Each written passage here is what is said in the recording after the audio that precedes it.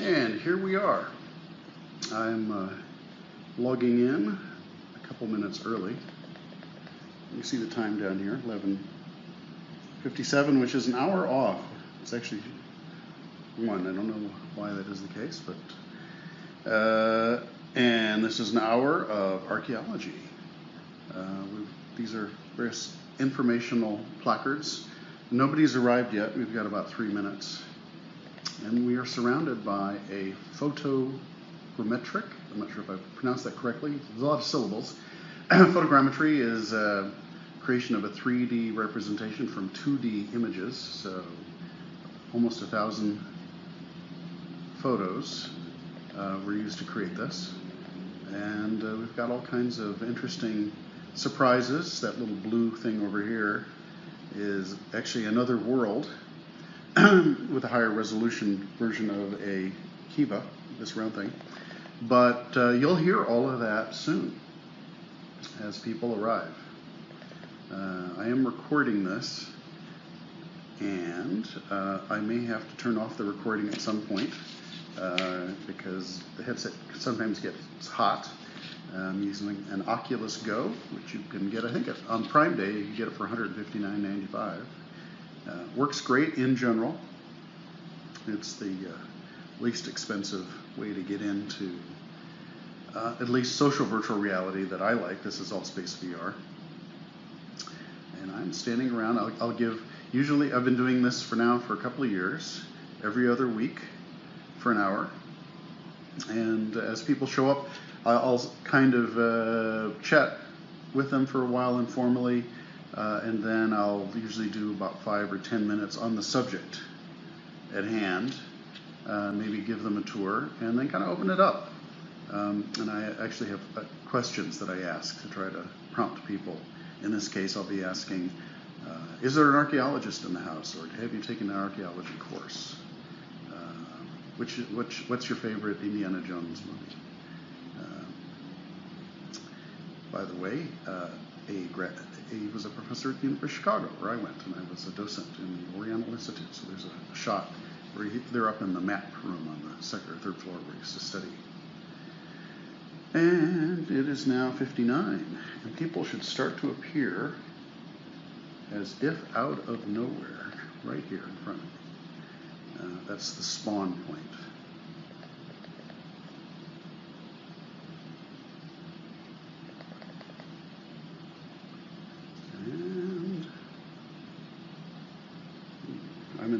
I'm in the wrong world. I got to go over to the event. Events. And enter. Yeah, this is the world I imported into the event.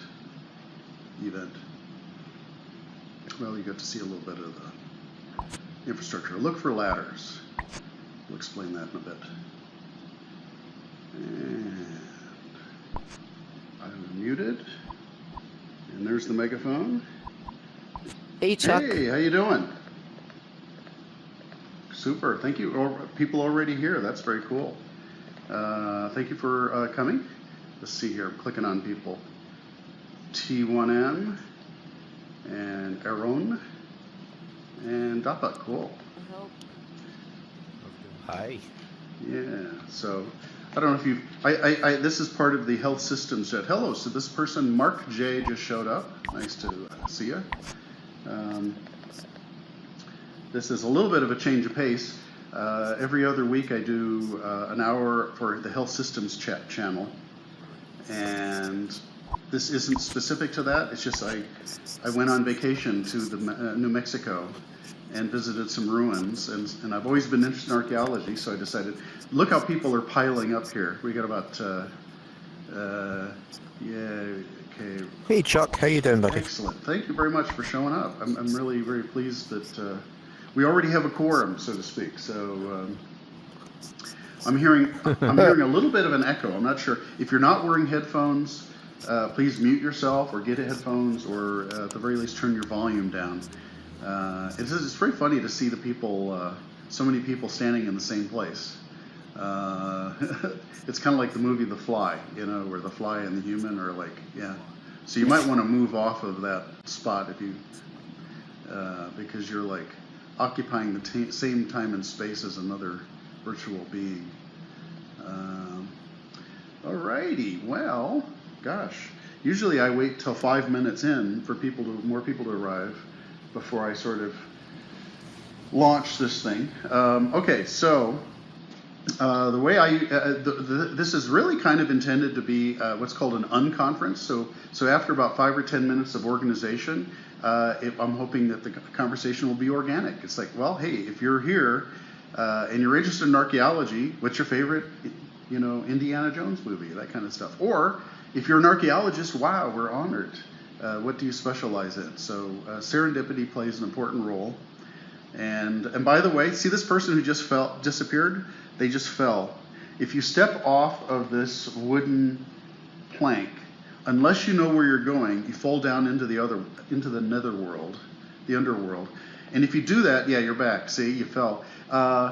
If you do that, I'm going to move here away from the spawn point. If you do that, look for a ladder. Okay, either re-enter the space, but there are ladders. So for example, there's a ladder right here. See this ladder that goes down there? If you're down there, you see that ladder, you can come back up here very easily.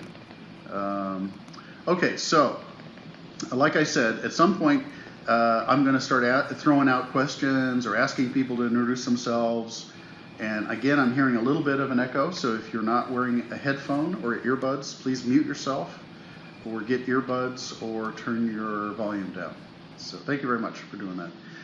Okay, so when I was a kid, a high schooler, living on a farm, we had Indian mounds, and I found arrowheads and tomahawks in the fields, and I have shoeboxes full of that stuff. Also, mini balls from the 1820s, Northwest Illinois, where it was the Black Hawk Indian Wars. And then I wanted to become an archaeologist, and I wrote a letter to the University of Illinois, and they sent a graduate student who lived with us for a week. Well, I showed him around, and he basically said, don't become an archaeologist. Do something else, and then have your archaeology as your hobby or something. And I took that to heart, so I ended up doing software stuff. But I'm interested, and years later, the Mississippi River threatened to erode away the Indian mounds. So archaeologists came and actually excavated them, and they're called it's called the Webster Village and Mound Site, because I was the first person to report it. And cut to the chase. 2-3 weeks ago? Yeah, so 2-3 weeks ago, I went to the Southwest. This is the Southwest. It's near the Four Corners area where Utah, Colorado, New Mexico, and Arizona come together. And that's where you may have seen, even if you're not really into archaeology, yeah, even if you're not into archaeology, you've probably seen pictures of the cliff dwellers, like the Indian buildings that are built into the sides of cliffs. Oh yeah, I've seen those. Yeah, and this is not built into the side of the cliff, but this guy, he goes around and he takes thousands of pictures of Indian ruins. The correct terminology is ancestral Pueblans, because there are Pueblos even today, 21 of them, I think, that Indians live in, Native Americans live in New Mexico. And then he stitches them together into three-dimensional representations. Now I'm going to take you on a tour in a bit, and we're actually going to walk through these rooms. But what that is, this is an example of photogrammetry. A three-dimensional representation created from a series of two-dimensional images. So I'm going to take you on my little tour here. First of all, when I went to the Chaco Canyon in north central New Mexico, I drove by this signage here. And then north of there, about 50 miles, is something called Aztec Ruins. And that's what this is. It's Aztec Ruins. However, it's misnamed. The Aztecs really had nothing to do with this, but the settlers who lived here, they didn't know anything about, that stuff. And so they said, oh, this is Aztec. They came up north. But the name stuck. Now, if you come over here, we have a bunch of maps. And I'm going to back away, and feel free to kind of go up and kind of crowd around the maps, because you got to be kind of close. I left the things kind of low so we could see over them to each other. But you'll see over here on the left, my left, shows the Four Corners. And then at this place right here, this map, second map, it says Chaco World. It has this little blue line that goes around it. Chaco World. It sounds like a business, you know, Chaco World. And it shows in the center of it, there's a little brown spot that says Chaco Canyon. And then up here where there's the inset, that little blue area, and then the little outset here, that's where we are. And these narrow maps right here, we're going to come back to, but I just want to say that there's this sort of grand theory about the culture and who built these things, and we're going to come back to it, and these are related to that.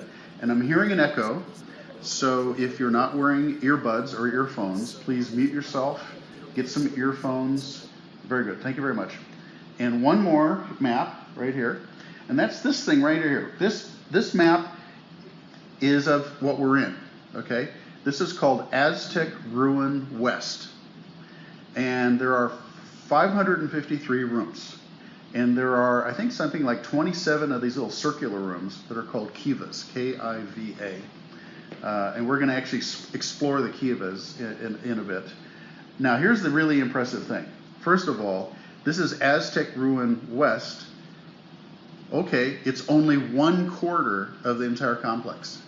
So this is what we're surrounded by here, and there's 535 rooms, is only 1/4 of the complex. So over the hill in various directions, there are under rubble, not as impressive as this, or well, not as restored. This is somewhat restored. So there were several thousand rooms, and you think, my God, it's the middle of nowhere. You know, it's because this is very dry country, and it's kind of hard, not water scarce. You think, how the heck did this happen? I mean, presumably aliens didn't do this, so it is pretty neat. Now, at this point, before we launch, I do have a kind of an interesting story or theory that I think it feels a little science fiction-y, you know, except that archaeologists are actually talking about it, so I'm not being, you know, not doing like, you know, the ancient astronauts. I don't know if you're familiar with that series, about how the aliens built the pyramids and stuff like that, which isn't true. At this point, I'm going to go stand in the corner here so I can see everybody. I'm turning and looking at you. There you go. Oh, it's great. I love it.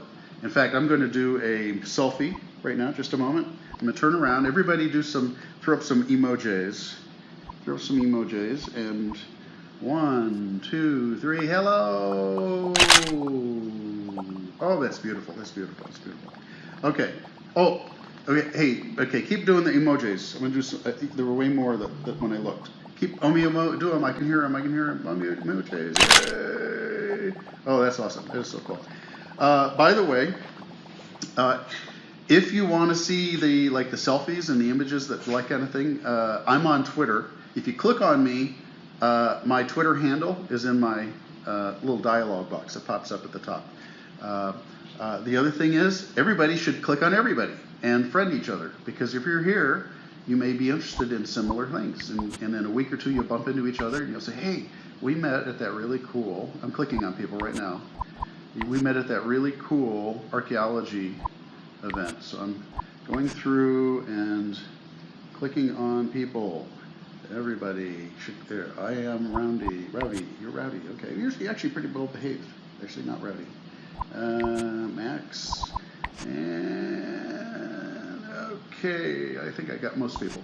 All right, so at this point I have some questions, and I just kind of want to get it's like an informal survey so we can get to know each other. And the first question is, and you can use your emojis to do this, okay?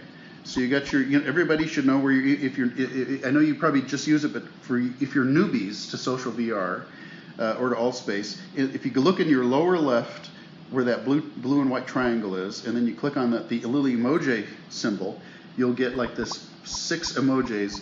And so now when I ask you a question, you can just click an emoji, and I'll get a sense of how many of you are, you know, whatever. So how many people here have seen and love any of the Indiana Jones movies?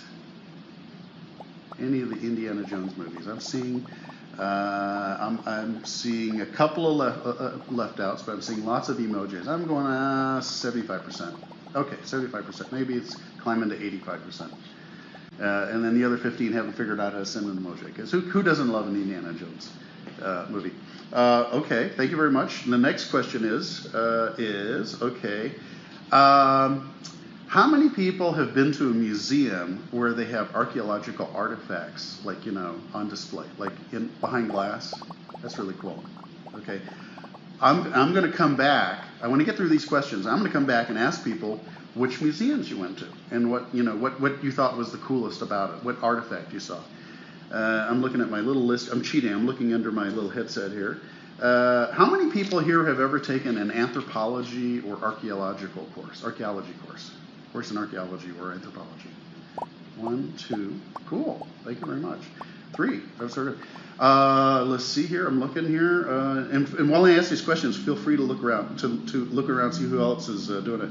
How many people here have visited a site? Like, for example, I visited Chaco Canyon.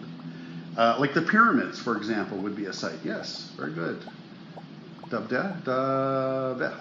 you very much. Yeah, we've got about 4 or 5 people who visited archaeology. Dalbeth, yeah. Thank you very much.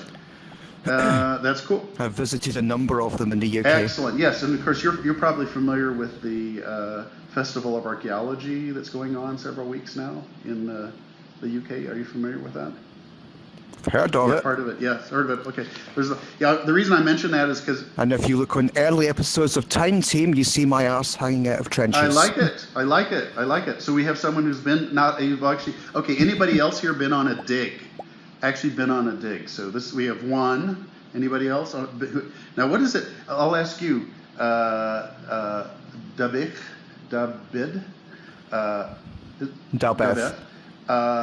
I have more questions, but this is what does it mean? What does going on a dig mean? I mean, is that even the right phraseology?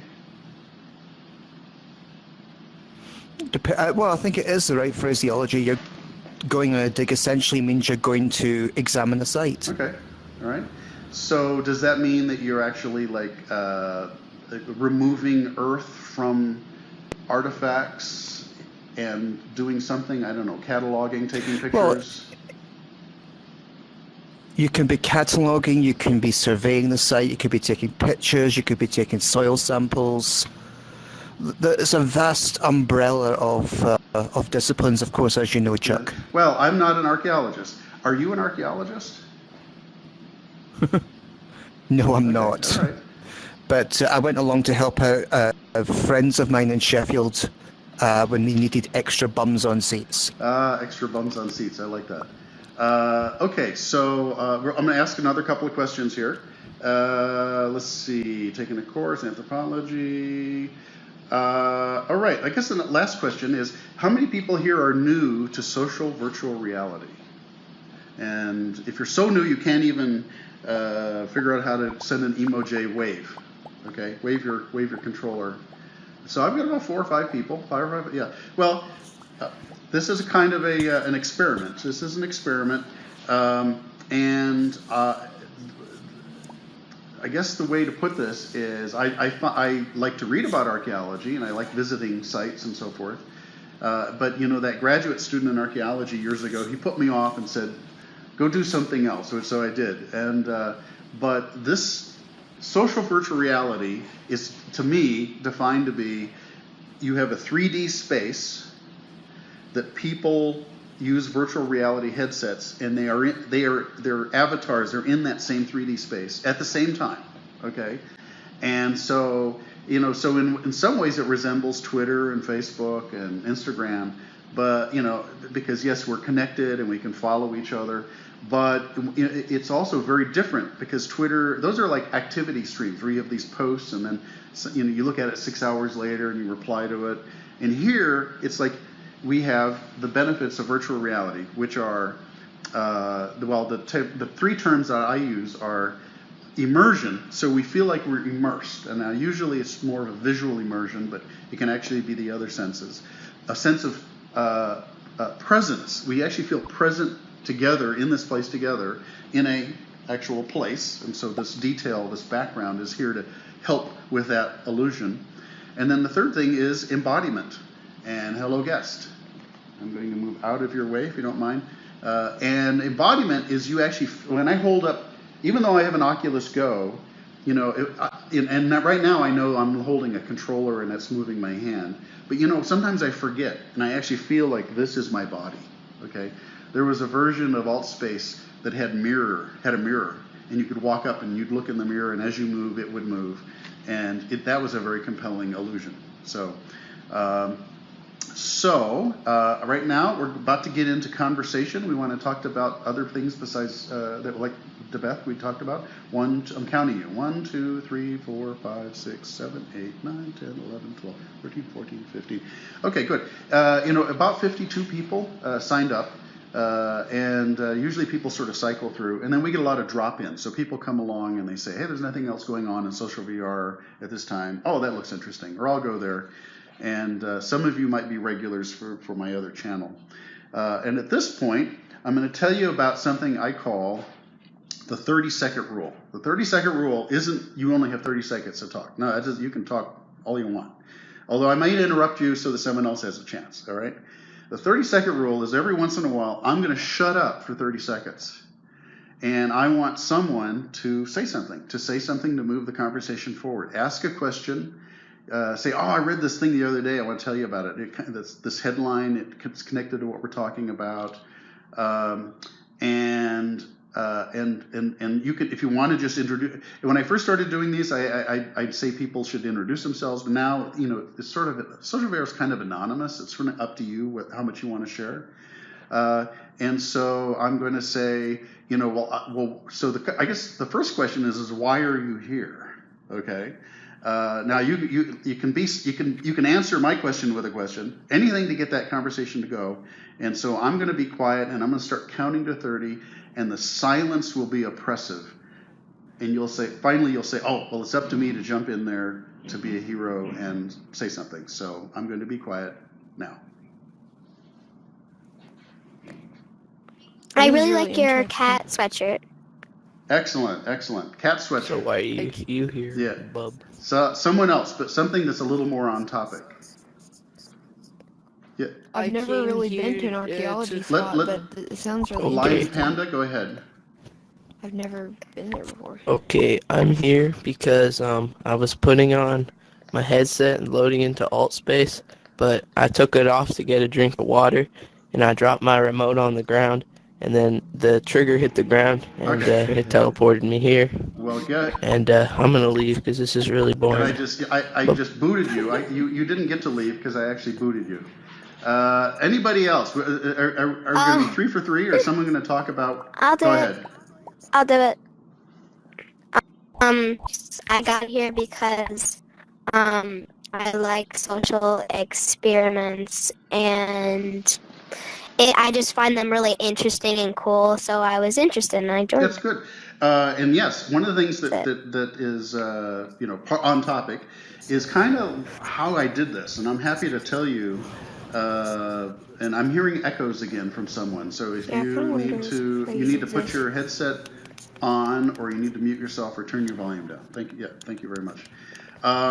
So the way I built this, the short version is, there's a website out there called Sketchfab, sketchfab.com, and I searched for, I think it was Chaco Canyon or Chaco, and I found this guy, and I found some stuff like pottery, like 3-dimensional representation of pottery, and you can import those into AltSpace VR, okay?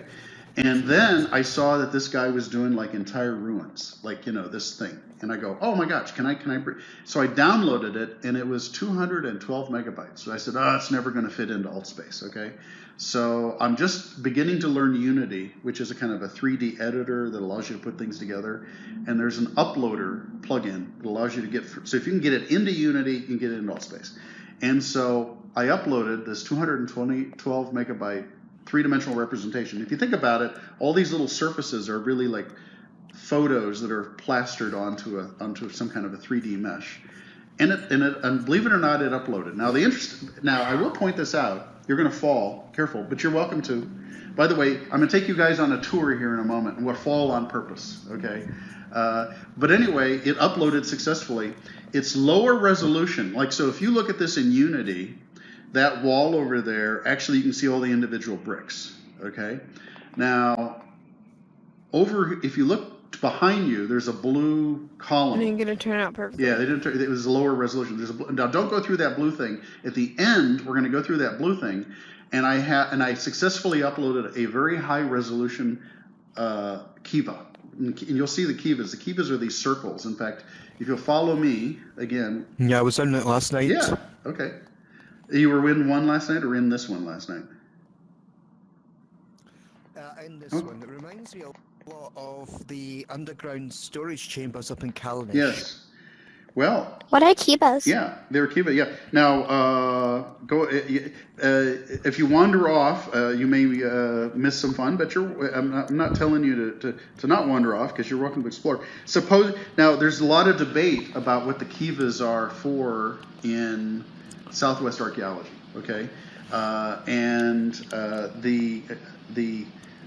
what the archaeologists did in the 1920s when they started to study these places was they asked the Native Americans. So there are there are Native American Indians that live, here, around here, okay?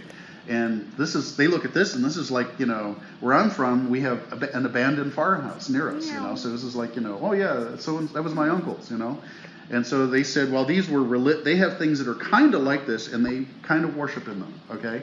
Now, since then, in fact, that circle in the bottom there, was like the Hopi Indians said, well, that was where like the spirits of the underworld ancestors came out of during the ceremony. So now, what we're going to talk about is, follow me over here.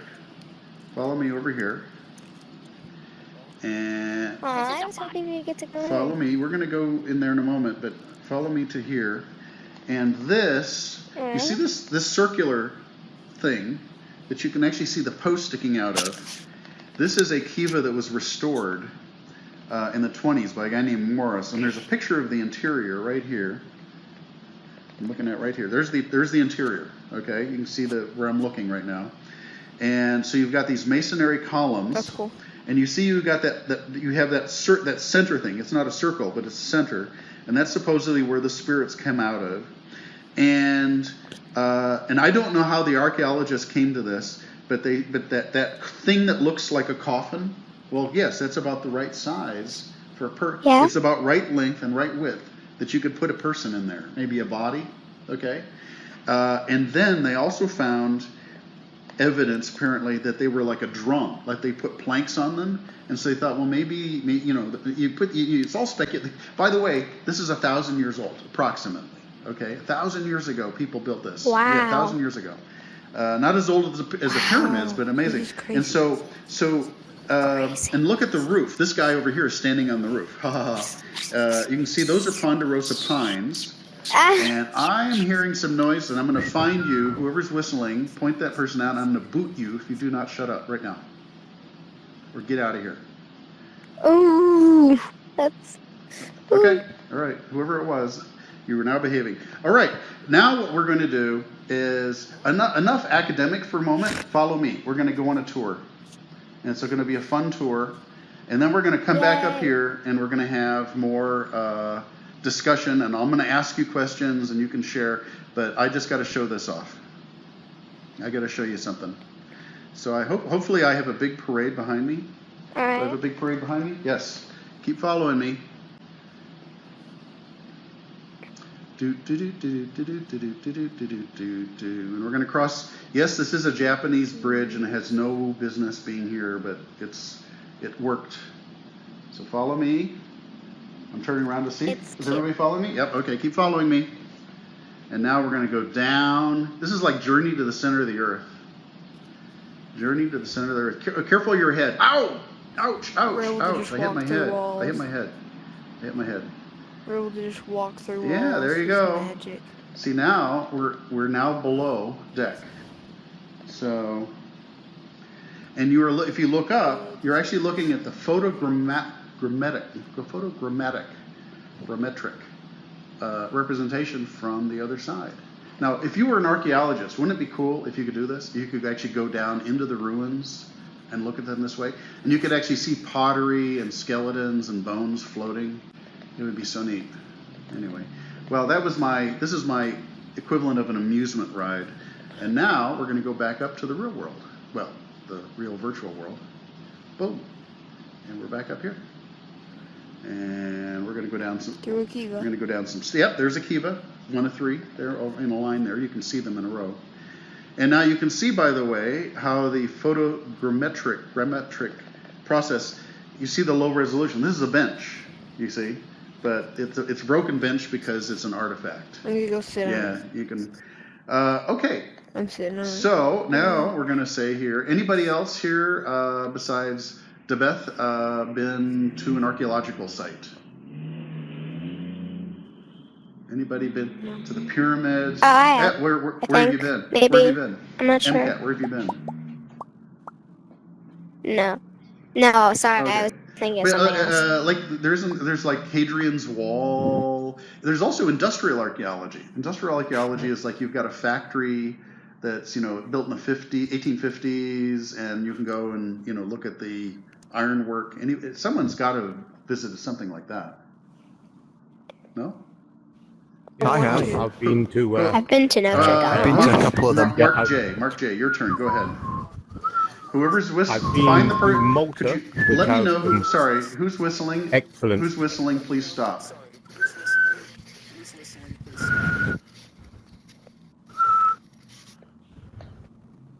I think it's so glitchy. Can't hear anyone. Okay. If you You want me to go again? No. Yeah, please start over, Mark Sure. J. Okay, so I've been to Malta, which has some very good stone temples, which are older than Stonehenge. And I was interested in the reproduction of the Kiva's roof there. And they have similar sort of reproductions where they didn't have roofs on the temples, or they didn't know what the roofs looked like, until they found a tiny representation of what a temple looked like, which was just a stone whittled into the shape of a temple. And they think it was a sort of a tourist thing. You know how you go to places and you can buy I can't tourist understand anyone. like artifacts in the souvenir shop. So they think somebody went and got a souvenir of what the temple looked like way back thousands of years ago, and that's how they know how the roof was built in the temple. All right. If someone else could tell me who is emitting those irritating noises, let me know and I will kick them out.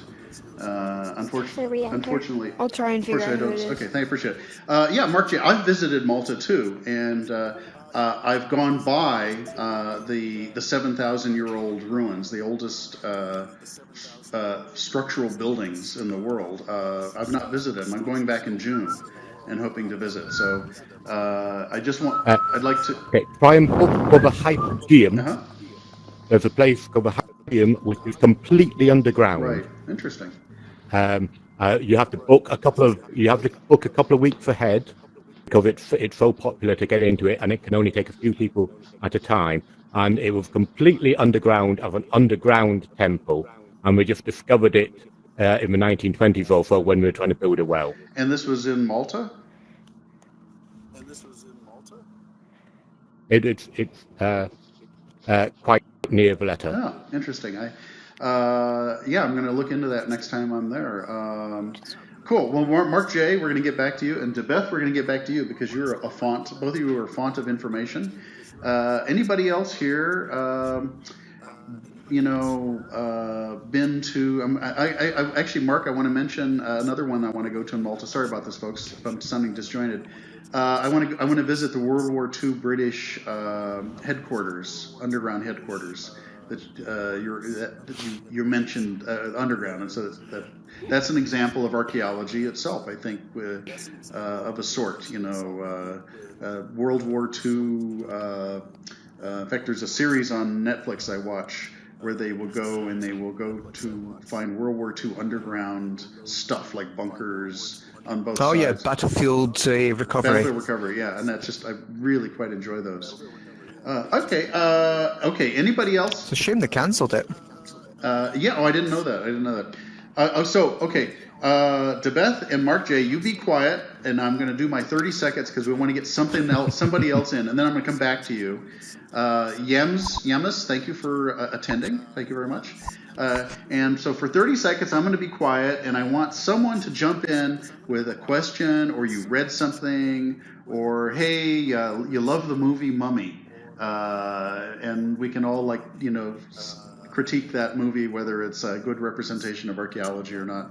I'm just being random, but you can be random as long as it's connected in some way. So I'm going to start to count now. I see the guy in green. Aaron, go ahead. Okay, so there was one thing. Sorry, your photo. Raise your hand. But guy in green, did you raise your hand? Yeah. Go ahead. Yeah, I wanted to say something real quick, because I was just wondering if anybody in here has tried, I'm looking for ancient archaeological sites using Google Earth. I've heard a lot of people finding stuff like that, and I've actually found some pretty cool spots that I'd never be able to travel to, but I'm pretty sure I've found a couple ancient sites myself. Just wondering if anybody else has ever tried it. Has anybody else been looking at archaeological sites using Google Earth? No, but I may try that soon. That's a good idea. I'm hearing an echo of myself. If you are not wearing a headset, please you wear a headset or mute yourself or turn your volume down on your headset. Thank you very much. So Ryan Begaming, Ryan Tube Gaming. Cool. Hey. Tube Gaming. Hey, right. Yeah. So I'm kind of curious. I learned a lot of that stuff in school Go ahead. about archaeology and stuff like Tell that. us. So there's a lot of stuff that I've kind of figured out about Aztec temples and stuff. Come on. There, I'll come back if I can think of Okay, what I all was right, gonna we're say. going to do that. Now, I heard someone else was about to say something, and I cut you off because I'm trying to organize the conversation. Who did I cut it? Someone off that wants to get in there, or someone else? Ammunition, you were kind of raising your hand. Anybody? Someone else. Exodus. All right, I'm going to do my 30-second thing again. In that 30 seconds, I want someone to jump in with a question, or you read something interesting, or an anecdote, or you visited someplace. And I'm starting now. I'm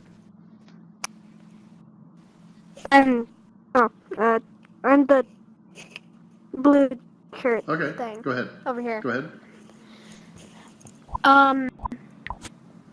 I remember one time I went on a field trip with my class to Old Fort Niagara, and the gate to get in, the Indians, I think it was the Indians, they thought it was a flank, and my entire class wondered what a flank was, and where did I go? You clicked on something and you moved, so you'll have to come back and find us. You may have fallen. If you've fallen, go find a ladder and come back up here. Anybody else want to complete that thought? No, or start a completely new one. Actually, we're going to get back to Debeth and Mark J here. Tell us a little bit more about your archaeological adventures, either of you.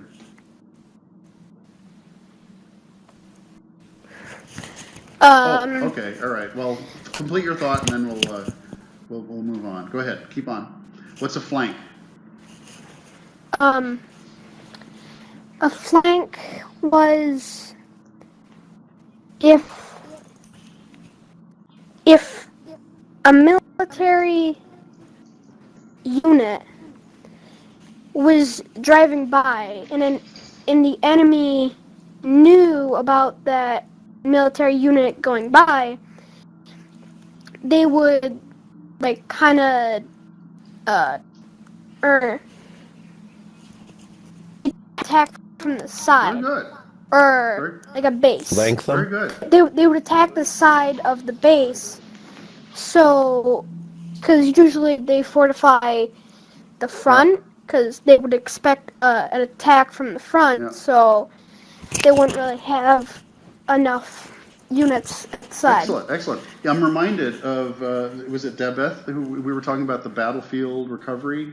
And I could imagine there are accounts of battles, and they go in and they try to figure out if those accounts were consistent with what they find, like, you know, where the bullets are found and what direction, I guess, they're pointing. And I could imagine flanking maneuvers might be something that they could investigate accounts of. I would think they probably could. Certainly we know that this was investigated at Culloden. Okay, that's cool. Because we have first-hand accounts and a lot of archaeological evidence on the site. Very interesting. Sadly, they're now going to dig it up for a housing estate. Well, yeah, you know, here in the U.S., there's a perennial issue about Gettysburg. Obviously, they're not trying to build something on. Oh, been to Gettysburg. Yeah, they're not trying to build something literally on the site of Gettysburg. But the question in this case was they want to build a big mall next to it, and so the issue is, does that sort of spoil it somehow, the experience? Yes, and I've visited, and this is an example, I guess, of an archaeological Gettysburg, the town. I guess it was at the north was chased through Gettysburg. As someone else, and there were 3,500 bullets. They found 3,500 bullet holes in the bricks, and they're still there. You can walk around town and see. And just imagine, you know, what it must have been like with the soldiers, one set of soldiers chasing another set of soldiers through this community, and then, you know, and the community still has all the bullet holes in the walls. So I could see going and studying the spray of bullet holes and trying to figure out, you know, maybe some information about, I'm not sure what, but anybody else here want to jump in with either a question or something you read recently? Go ahead, Dapa. Dapa raised his hand. I'm just saying, if they build, hey, how you doing? If they build a mall at Gettysburg, that's going to be the most haunted mall ever. Interesting. It certainly is. Right? I can't believe they would even consider doing such a thing. Yeah, that's interesting that you say that because. Go ahead. But I do have an actual question. Okay. That was just a comment. Sure, but what we're looking around at right now, right? Yeah. Were these generally, like, I don't know how to describe this, built into the land or built up from the land, if that makes sense? As my understanding, it's up. But here, in fact, now, here's the issue. We can't actually, if we try to go where I want to go, you'll fall through, okay? In which case you just come up the ladder, okay? But if you come over here and you rise up a little bit, you get a little elevation here. Okay, so now we're up here. Okay, and you point back here, and then you switch your locomotion to teleport. So if you look at the little square or the little triangle in the upper right, if you click on the man walking, you can switch it to a hop. And now I'm going to, and unfortunately you're in my way, so I'm going over here. Yes. So I am now off in the distance. I zipped here. I'm way over here. I'm waving my hand. I see a big group of people over there, and either you teleport over here or you're going to maybe fall or get blocked and you'll make it here. Okay. I'm going to wait for you because this actually relates to your question, Dapa. Dapa is almost here. And I'm sorry for you two people that are left over there trying to figure out what's going on, but there are two ways of getting around social VR. Oh, there you are. One is teleporting and one is moving gradually, and you need to like switch to teleport. Okay, so what I wanted to show you is this. Okay, so this is Aztec Ruins. I actually visited Chaco Canyon, and here's the map of Chaco Canyon right here. And I visited Pueblo Bonito. And this picture right here is of Pueblo Bonito. And you see it looks like a big D with a kind of I don't know what you call a space, a square in the middle. And I'm hearing a little bit of echo from someone. So please, if you're not wearing a headset, please mute yourself or get a headset or turn your volume down. Now look over here. This is the computer construction, reconstruction. Computer reconstruction. And you can actually count the stories. I count 1, 2, 3, 4, 5. That's actually a 5-story. Now they're short stories. And this thing on the left, I actually walked all around. And I took a bunch of 360 photos, but I couldn't figure out how to get them imported into this environment. But I will one of these days. So now you can see the kivas have their roofs. This is so cool. Yeah, see how those circular things have got, those are the roofs. And so I don't know if it answers your questions, but that's an example of, now. I see. Now, can anybody walk around these places? Yes, they have paths, and they have signs that admonish you not to go off the path. And in this book, there's a kind of a book cover over there called The Lost World of the something Ancients, and the guy he's a National Geographic journalist who sort of specializes in archaeology, and there's a lot of there's a debate about how do you curate these ruins. I mean, if too many people visit them, then obviously they sometimes they steal things, or they break things, or they step on things. In fact, this picture here... Isn't it true that was one of the issues with Pompeii? Say again? Oh, was it? Wasn't that one of the issues with Pompeii? How about someone... That a lot of it got... There are several other people here who know more. I've never been to Pompeii. Anybody know about the Pompeii... What do they call that when people steal archaeological stuff? I forget what... There's a term for that. Not scavengers, but... Looting. Looting, yeah, looting. I imagine. Looting. Yeah, I imagine so. I mean, that's an enormous problem throughout the world, stealing artifacts, because when that artifact goes into a private collection, and then we don't know where the artifact came from, and so that loses its context. You lose all provenance on the item. Yeah, and that's. Well, speaking of tourism, I do want to mention this because I think it's kind of interesting. The guide. So here, I've been to this place. This picture, not the computer simulated one, but this diagram over here. And this picture right here is here to remind me to tell you about something kind of interesting, and that is apparently the New Age crowd. You know what I mean? The people who are into the Zodiac and New Age and all that stuff and spiritual, that kind of stuff. They have really glommed on to this stuff, these ancient ruins, because there's lines of healing and power, and things happen at the equinox and the different times of the year, and there are some Stonehenge-like aspects to these places. That is, they line up with like the solstice and things like that. And this picture right here was actually taken by I think an archaeologist, but it gives you a sense that you imagine the ceremonies today and I'm meaning this in the nicest possible way, hippies. The hippies are the folks that want to go there and commune with nature and the ancient gods and things like that, and so they camp out. I mean, apparently they actually allow this. The National Park Service has certain times where they have the park rangers are there to make sure you're not stepping on all the wrong stuff and hurting it.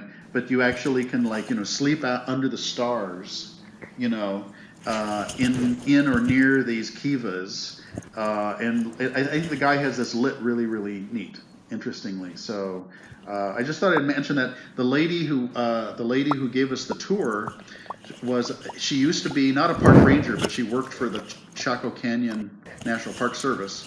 And she said when she was responsible for actually going and chaperoning these New Age folks, who wanted to stay at night in these ruins. I think it would be really, really spooky and eerie.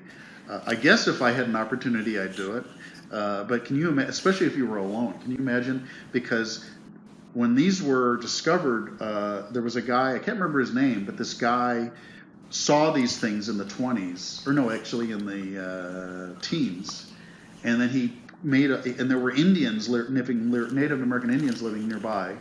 And he actually created a little trading post, a little country store, and he lived there while he investigated these ruins. But can you imagine being alone in this, with nobody for 20 miles at night in one of these places. I mean, it would. I don't know if you ever saw Ghosts or not, but I'd go for it. It'd be a challenge. I'd do it. I know there are TV shows where they do that. You know what I mean? They put people in creepy places overnight, but yeah, no, I think so.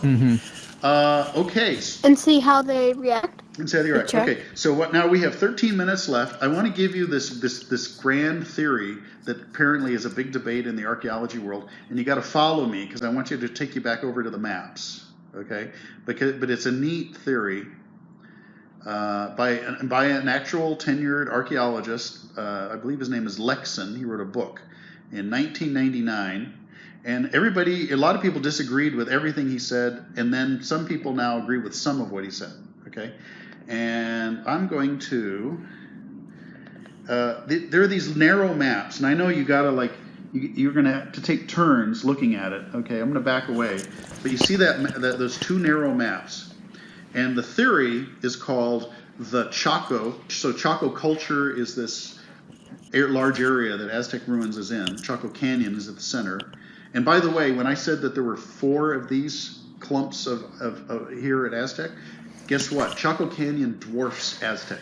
It's like 5-10 times as big. I mean, with 12 things, So, and the Chaco Meridian is this guy noticed. So there's a line. In fact, way down at the bottom here, where it says Pacuime, Paquime, and then Casa Grande. Okay, that's down in Chihuahua, Mexico. That is like 450 miles south of here in Mexico. Okay, and you notice that they all lined up along the same longitude within 1/100th of a degree. Okay, and they're similar. Okay, so in his mind, in his eyes, they were similar. So you have Chaco Canyon, then 50 miles north, and then 450 miles south.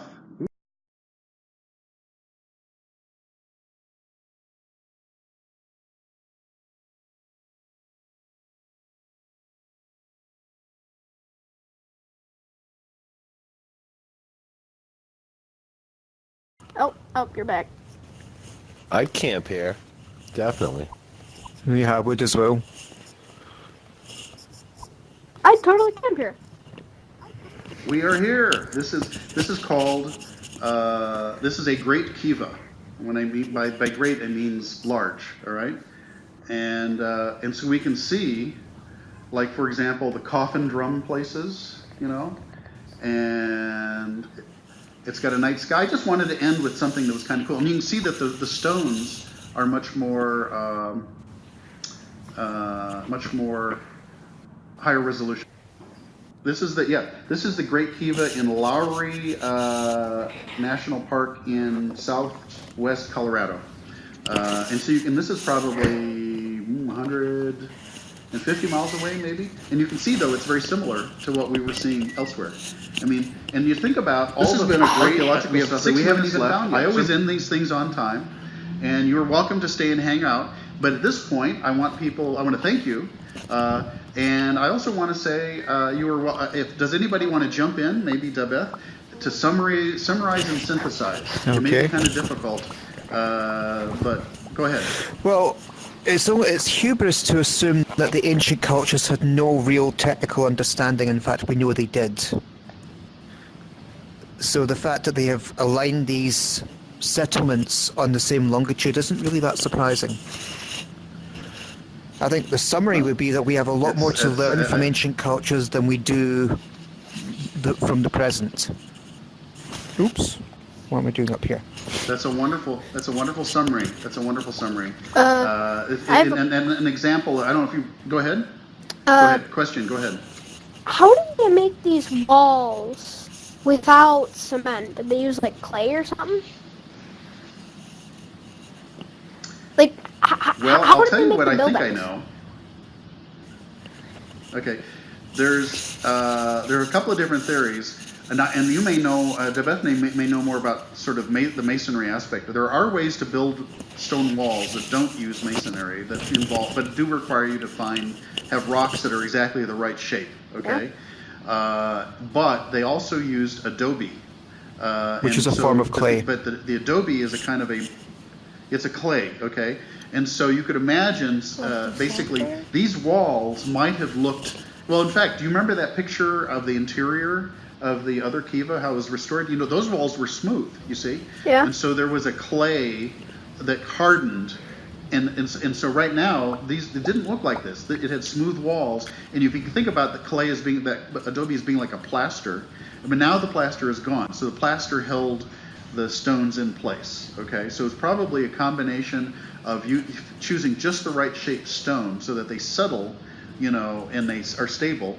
Otherwise, you know, this would have fallen apart, you know. But also the clay adobe helped stabilize the walls. But a bigger question is how many people did it take over how many years to haul the stone when we look at the ecosystem, it couldn't have supported more than a few thousand people at a time within a few miles? That's a good question. There are various answers to that question. One answer is that the climate was different and it could have supported more people. Another answer is that the people came together 4 or 5 times a year from far away, and they built it as part of a religious kind of thing. In much the same way as Stonehenge was believed to be built. Right. And another possibility is these were built over hundreds of years. So it took them a long time to build. You know, I don't know what the answer to any of those is, but you know, those are great archaeological questions that one could form a hypothesis and say, well, if this is true, then we should be able to find X, Y, Z. You know, we should be able to find something, and then they go and they look for it, and if they find it, then it supports the hypothesis. If they don't find it, then it disconfirms the hypothesis. Yes, someone over here is raising their hand. Yeah, Yes, so go ahead. what caused them to abandon these buildings? What would have caused them? That is probably the most fascinating question of all. Maybe disease? I'm going to actually hang around a little bit longer. Well, okay, that's, you know, if you were to list possibilities, that was one of them. Okay, so as I've read, I prepare for these. Like I sound like I know what I'm doing, but I just read all this stuff like within the last couple of weeks. Okay, and plus I went on that tour for a day, and the person talked about it. One theory, and I'm just listing them right now. One theory is that there were battles between. If you look, I didn't have the map over there, but there's a map with a Venn diagram that shows 4 or 5 large Indian civilizations, and you could imagine one civilization going to war against the other civilization. Okay. However, it looks like these buildings were abandoned in a systematic fashion. Like so for example, the windows were sealed up. Like, you know what I mean? They brought in stones, they sealed up the windows. Well, if you were like fleeing from enemy, or if the enemy had breached your defenses and killed everybody, well, the window, you know, now of course you could say, well, the windows were sealed up maybe against the defense, but there are signs that the people said, you know what, we're going to move from the Chaco Canyon up to Aztec Ruins, 50 miles away, and we're going to reverently seal up Chaco Canyon, and because it means something to us.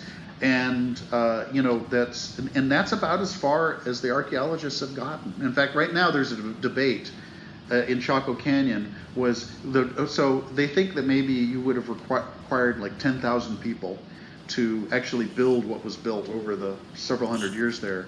And the question is, well, could it have supported? There's no trees.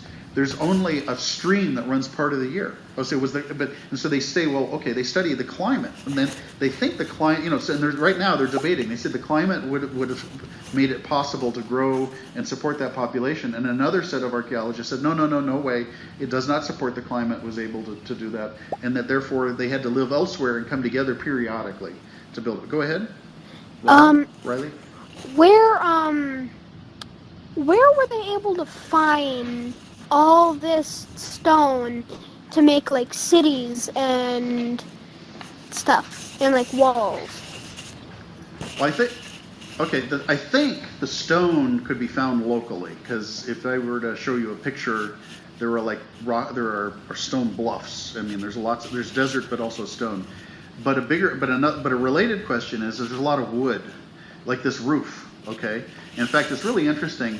Throughout New Mexico, there are ponderosa pine, which are very, very tall and strong pine trees, like you could almost make like masts of a ship. Okay, but they're still not big enough for some of these, so they had to crisscross the edges, kind of like an igloo. So they had to go around the edges and then gradually move to the center as they reinforced it. And those pine trees had to be brought; that wood had to be brought from 50 or 80 miles away. Okay, so then you say, well, okay, who brought that? I mean, what technology did they use to carry it, and how many people was necessary to do it? And so one of the debates about the Chaco Canyon culture was it hierarchical and command and control oriented? So was there like a king and a queen or priests who could order everybody around and to do stuff? Or was it more of an organic kind of coming together? Now they did find a burial at Chaco Canyon of a man and a woman, I think, who were surrounded by valuable things like turquoise and other things that would have been valuable, fancy pottery and so forth. And so, that might be, if there's someone that powerful that they were buried and venerated that way, then maybe that's a sign of some kind of particular kind of system. So I don't know that answers your question, but that's certainly a question that the archaeologists are asking themselves and debating, and then going out and trying to find evidence one way or the other. And I have a little bit of an echo from someone, so please, whoever does not have a headset, please mute yourself or use it. Okay, great. That was me, sorry. Yeah, well, now, so that's all right. I usually, speaking of abandoning ruins, I usually abandon these events exactly at 1 o'clock. I'm not going to do that. We've actually left the event. We're in what's called a world, and a world continues to exist.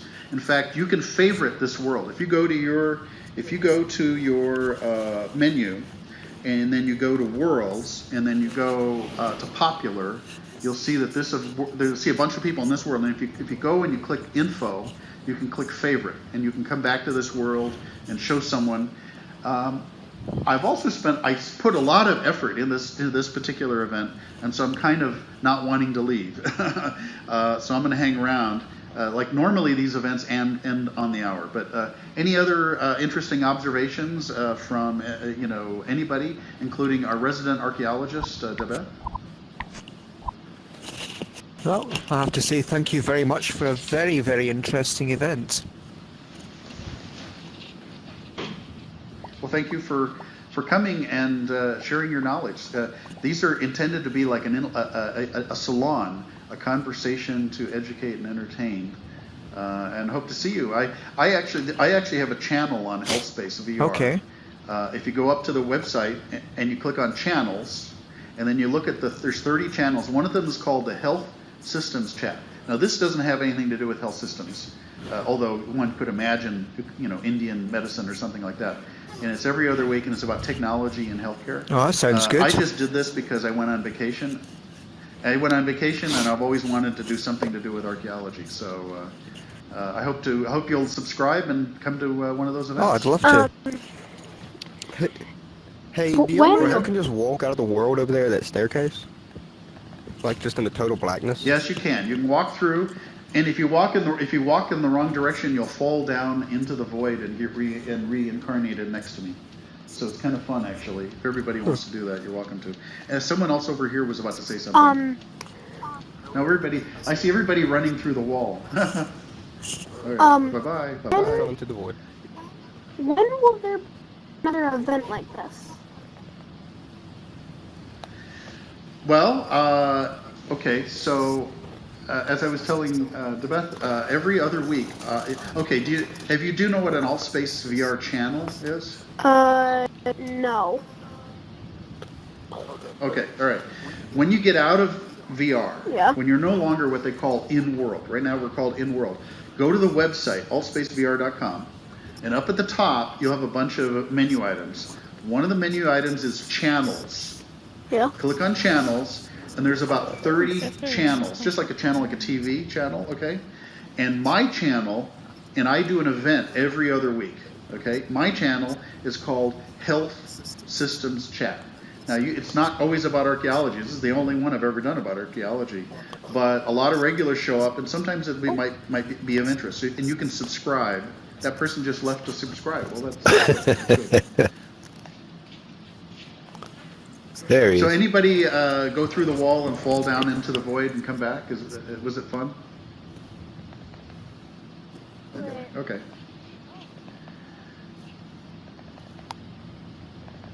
Who was it? Is the person who said I'd camp here still here? Yeah, yeah. I see people disappearing. They're all falling into the void. If you fall into the void, you'll just reappear right here next to me. Okay. Hey Luna, how you doing? Yeah, I fell. It was terrifying. If you fall twice, you end up just. I know it does. It does make you feel kind of weird. But you know, it also kind of fits. You know, because a kiva is like maybe a religious, spiritual thing, and so when you fall, it's like you're in touch with eternity or something, and then you're reborn in the kiva. I mean, isn't that kind of neat? That actually works out perfectly. Yeah. The allegory works perfectly. So, hey, thanks, man. Taking off. This was great. Thank you. Okay. Thank you very much. Thank you. Thank you. Like I said, I usually leave immediately, but I'm seeing everybody off. I'm going to hang around here because I enjoyed it so much. Thank you, Riley, for coming. And thank you, Artem, for coming. And thank you, this person who is frozen in time and space, for coming. So, as the event is ending, earlier when I was talking about World War II and that I found something really interesting, there was about the Russians and the Nazis. There was a sniper called, I don't know, I don't remember what his name was, and it was a movie called Enemy at the Gates. And there was this guy, and I've seen it. Yeah, and he eliminates that group of Germans, and he's considered a hero. And then he's like the most famous sniper. And when the movie ended, my dad actually looked up who it was, and he was real. And his gun can be found in like Moscow or something. Stalingrad? Wait, yeah, probably. Stalingrad doesn't. Well, it's kind of, you know what? Yeah, but it'd be interesting. Was that Stalingrad or Petrograd? It was Stalingrad. That I'll bet you there. Stalingrad. Yeah, so I will bet you that there are some really wonderful archaeological documentaries about the German-Russian front and the siege of Stalingrad. Yeah. And I'm going to go Google that immediately after this, because that would really tie back. I'm sure they have many questions about what happened, and then maybe there was there's a series called Battlefield Recovery. Mm-hmm. Have you heard of it? No. Yeah, and they do that. They go out to battlefields, and then they dig up the bullets, and they find rusting cannon, and then they compare it to historical accounts, and it's really just fascinating. So. Well, anyway, thank you both. This was a blast. I really enjoyed making this stuff up, and I hope you, not making it up. The information is as best I could, but I made up the environment. And I hope you come to one of my future events. Look for Health Systems Chat channel and subscribe on the AltSpace VR social VR network. You know, I'm really worried about what happened to that guy. Oh, he took his headset off. Is that what happens he just took when his headset off? Either that or he's dead. He's either frozen in time and space, or he's dead. No, he just took his headset off. He took his headset off. Either he fell asleep, he's dead, or he took his headset off and he set it on the desk. I like to believe that he's dead. Well, I don't, but thank you very much. You've been kind of an interesting addition to the event, and I hope you come to some future Health Systems Chat. Okay.